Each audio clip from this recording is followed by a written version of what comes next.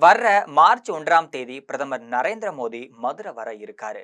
அன்னைக்கு பிரேமலதா விஜயகாந்த் தனது தேமுதிக கட்சியை பாரதிய ஜனதா கட்சியோடு இணைக்க இருக்காரு. முன்னதா தேமுதிக சார்பில் வேட்பாளர்கள் நேர்காணலும் தொடங்க இருக்கு. இது பற்றி ஜெம் தொலைக்காட்சி வழங்கும் சிறப்பு செய்தியை தற்பொழுது பார்க்கலாம்.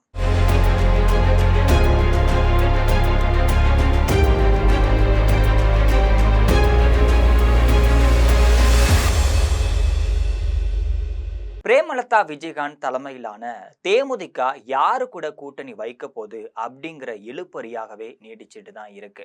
கடந்த ஜனவரி மாதம் 9ஆம் தேதி கடலூர் கூட்டத்துல கூட்டணியை அறிவிப்பேன்னு சொன்ன பிரேமலதா விஜயகாந்த் இன்னமுமே தனது முடிவை அறிவிக்காமையே இருந்துட்டு இருக்காரு.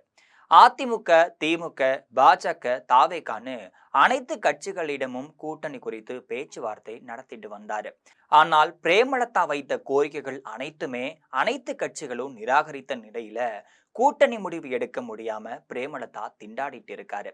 கடைசியா திமுகவோடு கூட்டணி சேரலான்னு எதிர்பார்க்கப்பட்டுச்சு. இந்த நிலையில தான் மகா சிவராத்திரி அன்று ஈசா யோகா மையத்துல அதிமுக முன்னாள் அமைச்சர் எஸ்பி வேலுமணியையும் பிரேமலதா சந்தித்து பேசியிருந்தாங்க. இதனை தொடர்ந்துதான் தற்போது பாரதிய ஜனதா கட்சி தலைவர் நயினார் நாகேந்திரன், பாஜக மத்திய இணையமைச்சர் எல் முருகன் இவங்க 2 பேரு கூடயும் எடப்பாடி பழனிசாமியுடன் தேமுதிக கூட்டணி குறித்து பேச்சுவார்த்தையும் நடத்தி இருக்காங்க.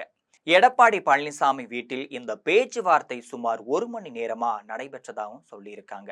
பிரதமர் மோடி 1ஆம் தேதி மதுரை வருவதற்குள்ளாகவே தேமுதிகவை எப்படியும் கூட்டணியில இணைத்து விட வேண்டும் அப்படின்னு உள்துறை அமைச்சர் உத்தரவும் போட்டிருக்காரு. அந்த வகையில தான் மார்ச் 1ஆம் தேதி பிரதமர் மோடி மதுரை வர இருக்காரு. அன்றைய தினம் விழா மேடையில பிரேமலதா விஜயகாந்த் இருக்க வேண்டும்னு பேச்சுவார்த்தை நடைபெற்றுட்டு இருக்கு. இதன் அடிப்படையில தான் 8 சட்டசபை தொகுதிகள் மட்டும் இல்லாம ஒரு ராஜ்யசபா பதவி ஒதுக்கி தருவதுன்னு, தேர்தலுக்கு தேவையான நிதியும் அளிப்பதுன்னு பேச்சுவார்த்தை நடத்தப்பட்டிருக்கு.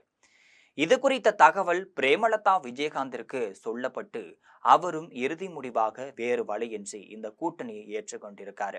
இதனை தொடர்ந்துதான் வர்ற 9ஆம் தேதி மதுரை வரும் பிரதமர் மோடி மேடையில பிரேமலதா விஜயகாந்த் கட்டாயம் இருப்பார் என்பது உறுதியான தகவலாக தெரிய வந்திருக்கு. இதை தொடர்ந்துதான் வேட்பாளர்கள் மத்தியில நேர்காணல் காண்பதற்கான அறிவிப்பையும் பிரேமலதா விஜயகாந்த் வெளியிட்டிருக்காரு. வர்ற 20ஆம் தேதி முதல் 23ஆம் தேதி வரை முதற்கட்ட வேட்பாளர் நேர்காணல் நிகழ்ச்சி நடக்க இருக்கு.